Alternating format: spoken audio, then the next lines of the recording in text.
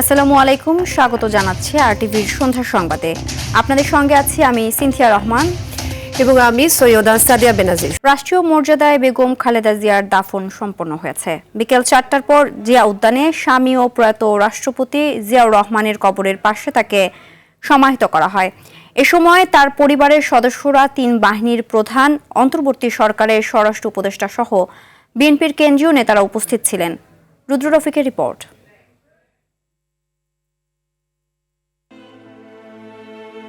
পৌষের শেষ বিকেলের আলো তখন ধীরে ধীরে পশ্চিমে অস্তগামী। ঠিক সে সময় 3 বারের প্রধানমন্ত্রী বেগম খালেদা জিয়ার মরদেহ কাঁধে নিয়ে জিয়া উদ্যানের আঙিনায় সশস্ত্র বাহিনীর সদস্যরা।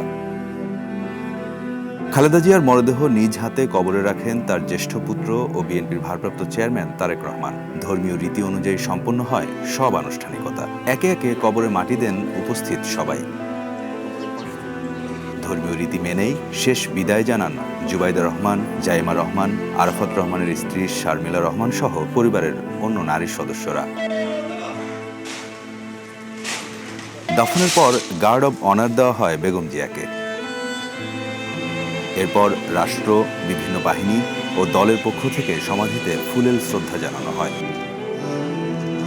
পরে দোয়া ও মোনাজাতে বেগম জিয়ার বিদেহী আত্মার মাগফিরাত কামনা করেন সবাই।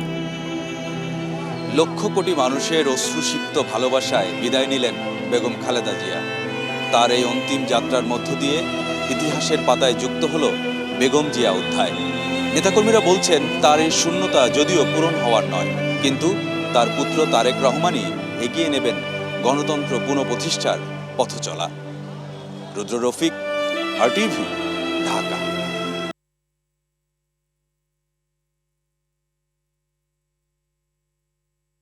ছেলের বাড়িতে প্রথমবারের মতো মা, এমন উপলক্ষ তো আনন্দের হয়, কিন্তু বেগম জিয়া যে গেলেন নিথর দেহে, এই শোক সইবার শক্তি কি আদৌ তারেক রহমানের আছে?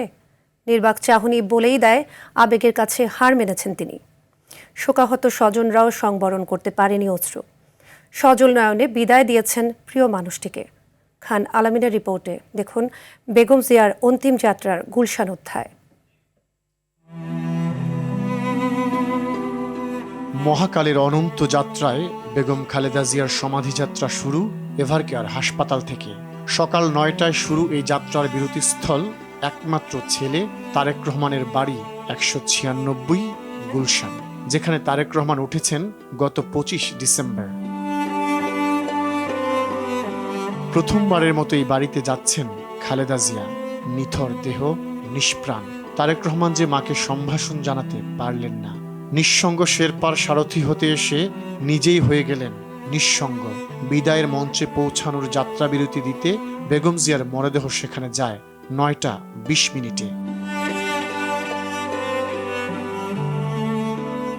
তারেক রহমানের বাসভবনের নিকট ও দূর আত্মীয় ছাড়াও দলের নেতাকর্মীরা উপস্থিত ছিলেন। 1.5 ঘন্টার বেশি সময় স্বজনরা কাছ থেকে শেষ দেখায় নয়ন জুড়াতে গিয়ে অশ্রু ঝরান। মায়ের কফিনের পাশে বসে পবিত্র কোরআন তেলাওয়াত করেন তারেক রহমান। সবাইকে সঙ্গে নিয়ে মোনাজাতে চোখ ভেজান মায়ের অনন্ত যাত্রার মঙ্গল কামনায়।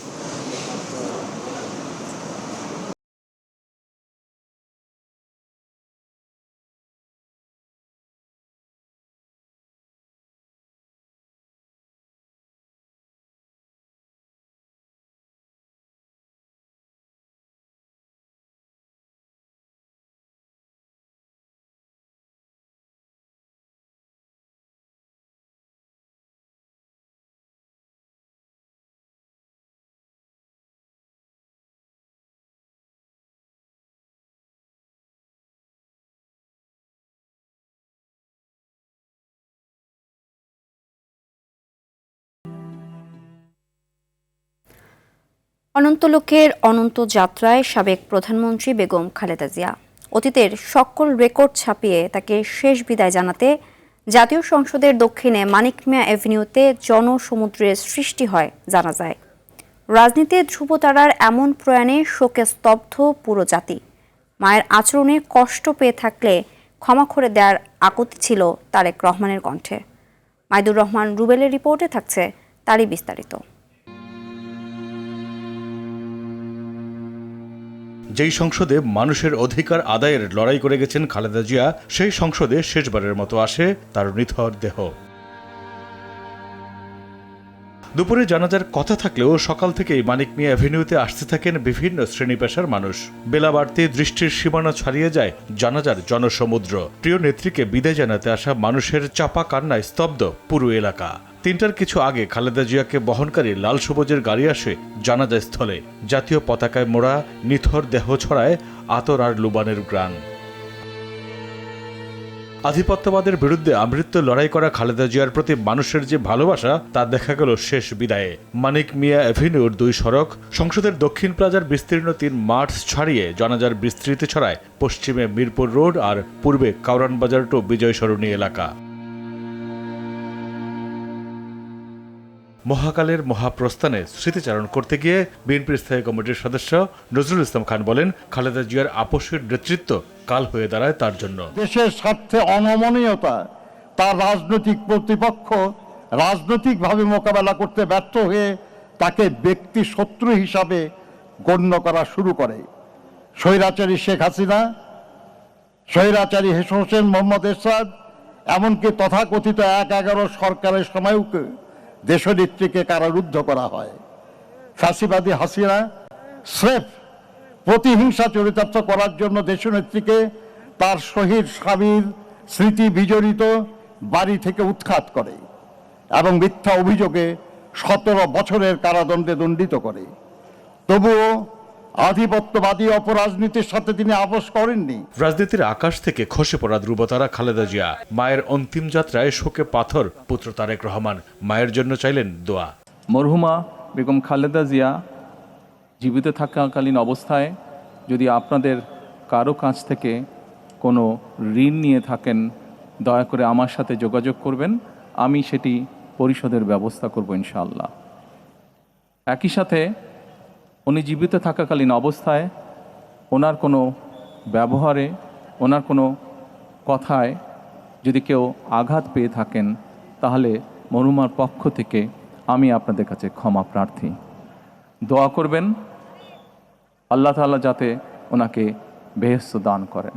খালেদা জিয়ার জানাজায় অংশ নেন প্রধান উপদেষ্টা ডক্টর মোহাম্মদ ইউনূস, প্রধান বিচারপতি, ৩ বাহিনীর প্রধান, জামায়াত আমির শফিকুর রহমান, এনসিপি প্রধান নাহিদ ইসলাম সহ জুলাই অভ্যুত্থানের নেতারা। আসসালামু আলাইকুম ওয়া রাহমাতুল্লাহ।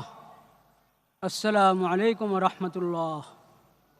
খালেদা জিয়ার গৌরবময় এমন বিদায়ে অনন্তে অম্লান হয়ে থাকবেন বলে মনে করেন রাজনৈতিকরা। তারা মনে করেন অভিভাবক হারালো বাংলাদেশ, তবে তিনি মিশে থাকবেন ধানের শীষে। আগুন ঝরা ইতিহাস থেকে বিদায় নেয়া এক কিংবদন্তির নাম খালেদা জিয়া। রাজনীতির মহাকাশ থেকে যে ধ্রুবতারা খসে পড়ল, তার রাজনীতিতে যে শূন্যতা তৈরি করলো, তা পূরণ হওয়ার নয় বলে মনে করছে বিএনপি। আগামী দিনের রাজনীতিতে মায়ের মতো আপসের নেতৃত্ব তৈরি করাই হবে এখন তারেক রহমানের জন্য বড় চ্যালেঞ্জ। মাইদুর রহমান রুবেল, RTV, মানিক মিয়া অ্যাভিনিউ, ঢাকা। কোটি মানুষের শ্রদ্ধা ও ভালোবাসায় অনন্তকালের পথে যাত্রা করলেন বিএনপি চেয়ারপারসন বেগম খালেদা জিয়া। দল মত নির্বিশেষে সব মানুষের অংশগ্রহণে জানাজার কাতার সংসদ ভবন ছাড়িয়ে পৌঁছে গেছে অলিগলিতে।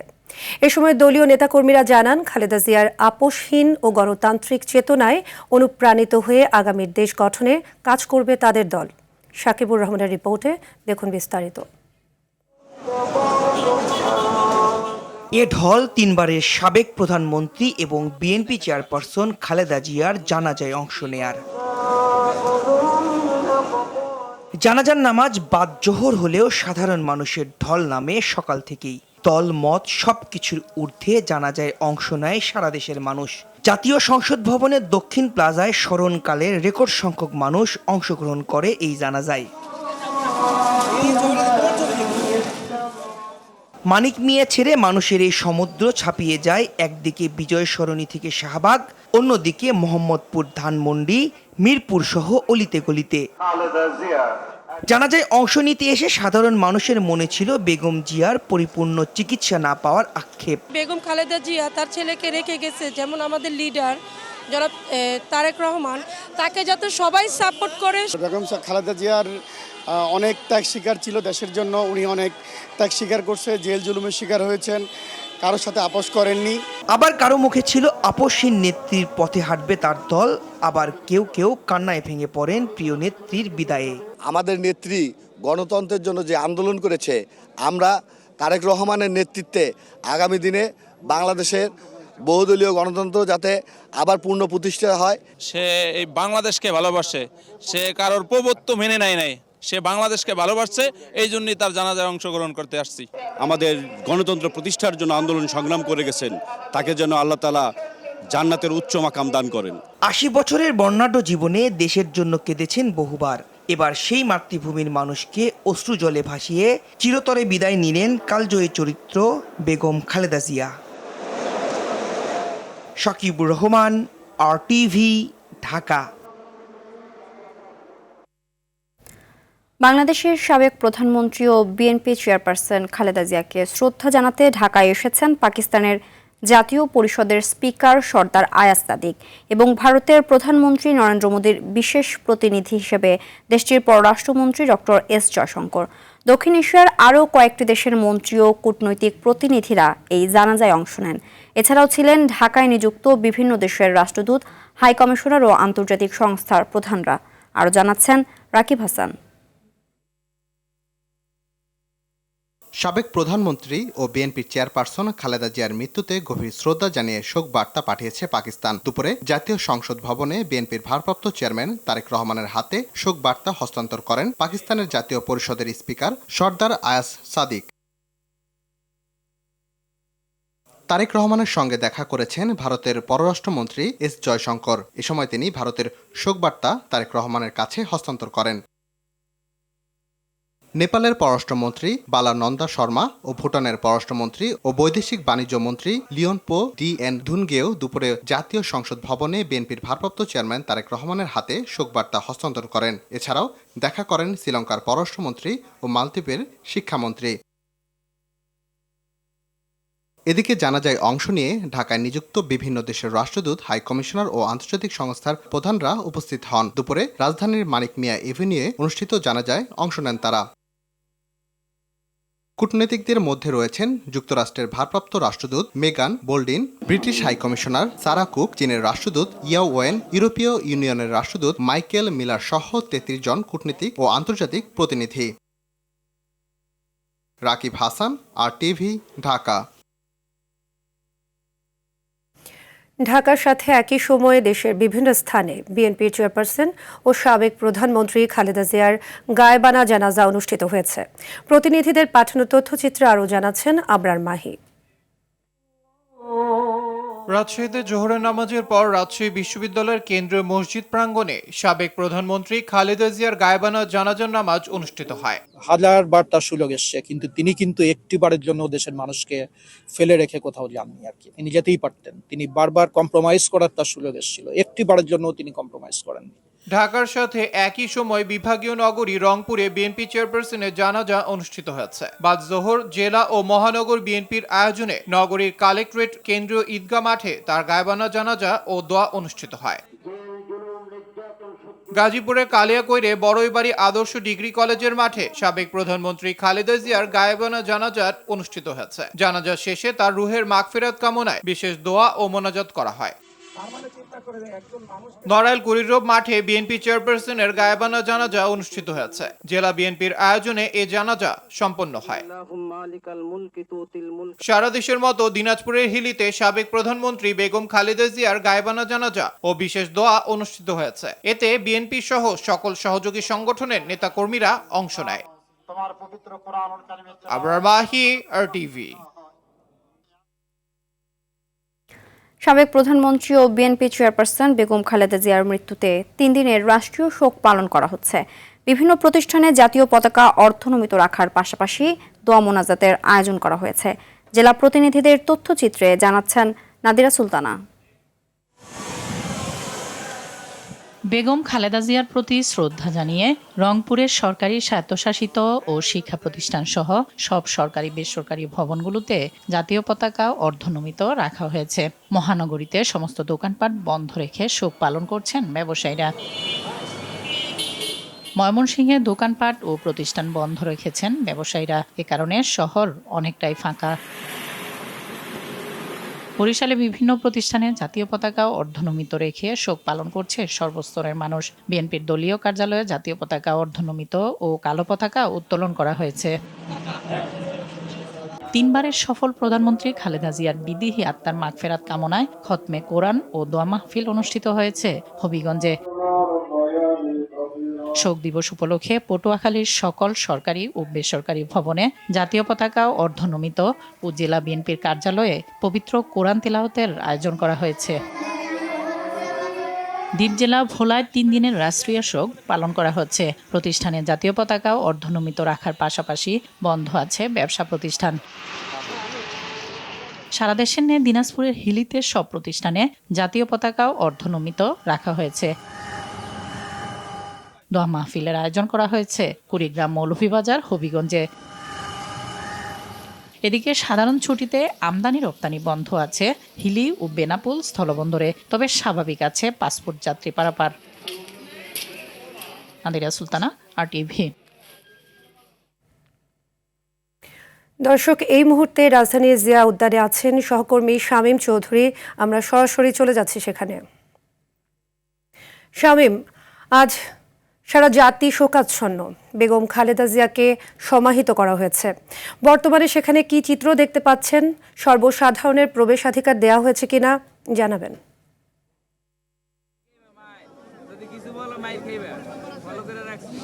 জি সাদিয়া, আপনি জানেন যে এই জিয়া উদ্যানেই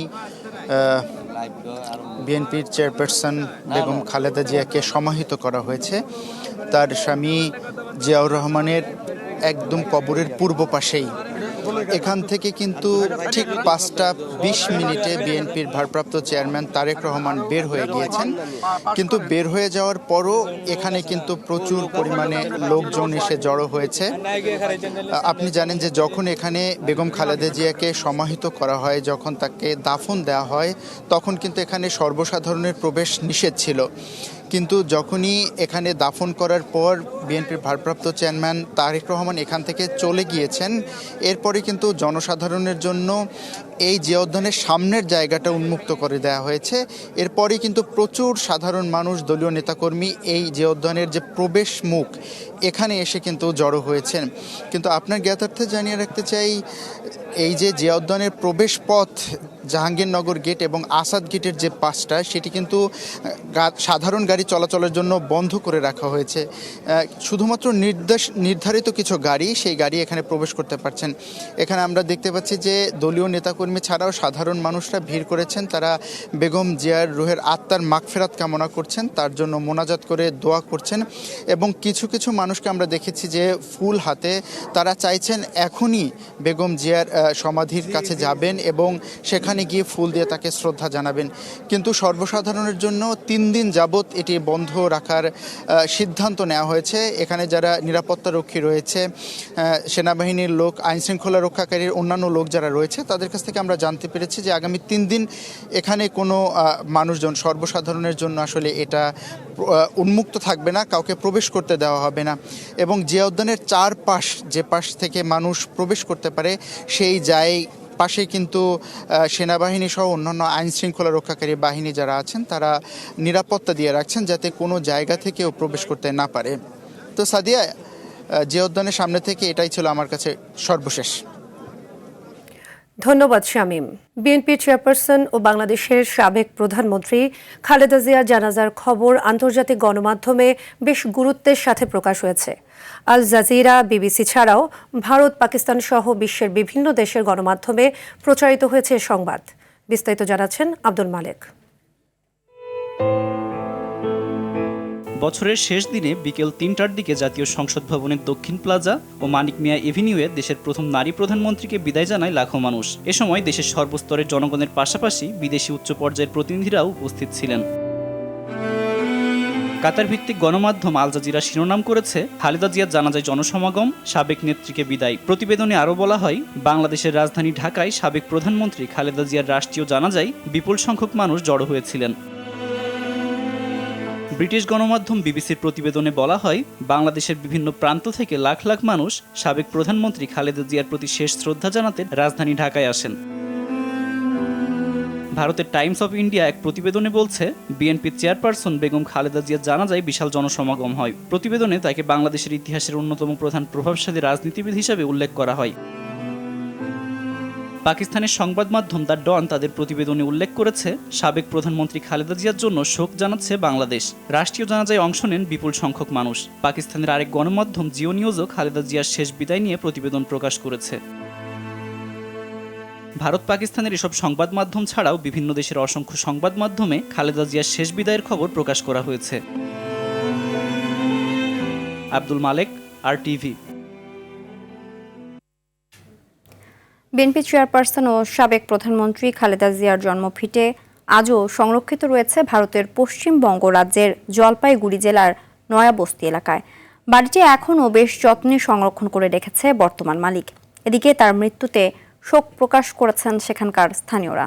কলকাতা প্রতিনিধি পরমাশিস ঘোষ রায়ের তথ্যচিত্রে বিস্তারিত জানাচ্ছেন আব্দুল মালেক। 1945 সালের 15 আগস্ট জলপাইগুড়ি জেলার নয়াবস্তি এলাকায় জন্ম নেন খালেদা খানম পুতুল। তার বাবা ইস্কান্দার আলী মজুমদার পেশায় চা ব্যবসার সাথে যুক্ত ছিলেন। খালেদা জিয়ার মা তৈয়বা মজুমদারের জন্ম উত্তর দিনাজপুর জেলার চাঁদবাড়ি গ্রামে। এই এলাকাটিও বর্তমানে পশ্চিমবঙ্গে অবস্থিত।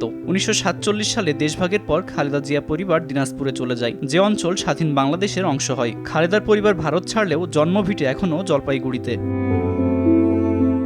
বর্তমানে সেই বাগান বাড়িটির অস্তিত্ব হারালেও জন্মভিটে রয়েছে প্রায় আগের মতোই। স্থানীয়রা জানান, খালেদা জিয়াকে দেখেছেন বা তার পরিবারকে দেখেছেন এমন কেউই বর্তমানে বেঁচে নেই। তবে লোকমুখে শুনে এই এলাকার প্রায় প্রত্যেক বাসিন্দাই বাড়িটির ইতিহাস সম্পর্কে জানেন। তাই খালেদা জিয়ার মৃত্যুতে দুঃখ প্রকাশ করেছেন স্থানীয় বাসিন্দারা।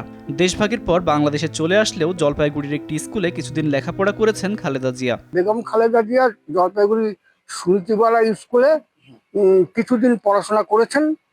করার পরে ওনারা জলপাইগুড়ি ছেড়ে সম্পত্তি এক্সচেঞ্জ করে হোক বা কোনো কিছু ভাবে হোক ওনারা এখান থেকে চলে যান। তা আমাদের শিশু নিকেতনের খুব নামকরা টিচার ছিলেন শিয়ন মণ্ডল। শিয়নদির ক্লাসমেট ছিলেন এই বেগম খালেদা জিয়া, এটুকু আমি জানি। আত্মীয় স্বজন আমি শুনেছি আসেন, ওনার পুরনো বাড়িটা দেখাশোনা করে যান। শোকসন্তপ্ত পরিবারের প্রতি আমরা গভীর সমবেদনা জ্ঞাপন করছি। বিষয়টা আমিও শুনেছি, কিন্তু এখন পর্যন্ত আমি সেইভাবে বিষয়টি আমাদের স্কুলের বিষয় থেকে এখনও বিষয়টা জানতে পারিনি। বিষয়টা আমিও শুনলাম যে উনি ওনার স্কুল জীবনের কিছুটা সময় এই স্কুলেই অতিবাহিত হয়েছে। বিষয়টা নিয়ে আমি আরও তথ্য অনুসন্ধান করব। তবে ওনার পরিবারের প্রতি আমাদের গভীর শোক জ্ঞাপন করছি। এখন বাড়িটি যারা নিয়েছে তারা বাড়ি করে এখন তারা এখানে থাকে না, বাইরে থাকে। আমি তো দেখিনি ওনাকে, কিন্তু মাদের মুখে শুনেছি উনি এই জায়গাটায় থাকেন। এখানে থাকতেন, মারাই ওনাদের সঙ্গে ওঠা বসা সবকিছু ছিল।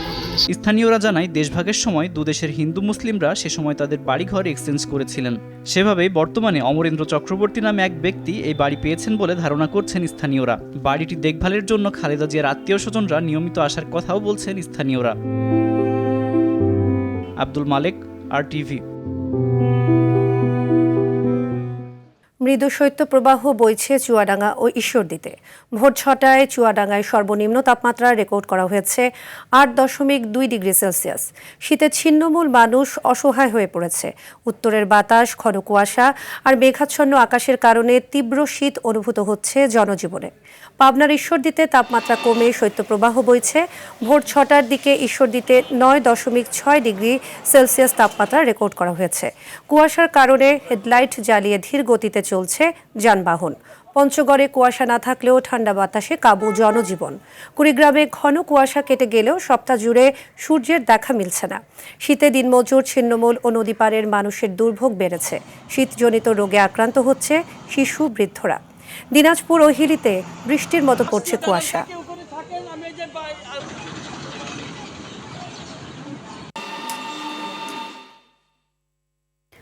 চট্টগ্রাম নগরীতে 7 বছরের সড়ক দুর্ঘটনায় অন্তত 662 জন নিহত হয়েছেন।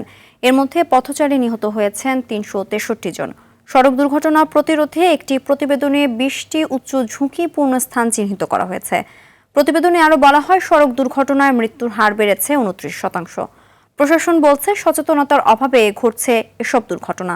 চট্টগ্রাম থেকে সাইফুল মাহমুদের পাঠানো তথ্যচিত্রে আরও জানাচ্ছেন লিওন আজাদ।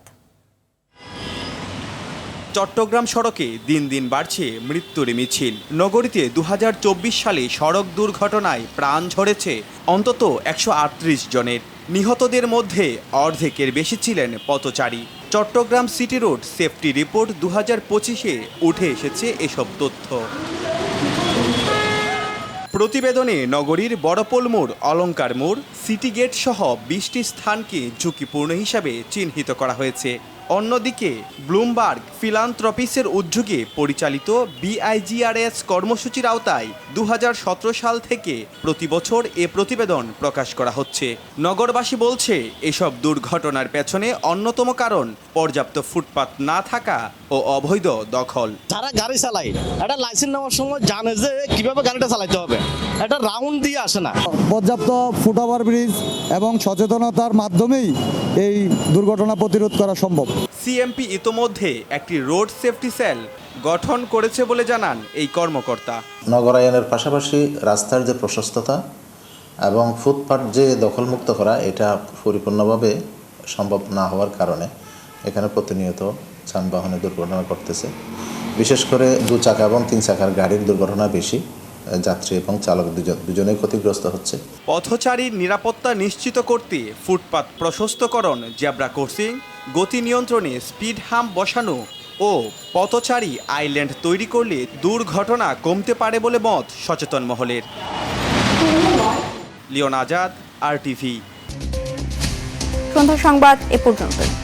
রাতের সংবাদ 11:15টায় দেখার আমন্ত্রণ রইল। ধন্যবাদ সবাইকে। ধন্যবাদ।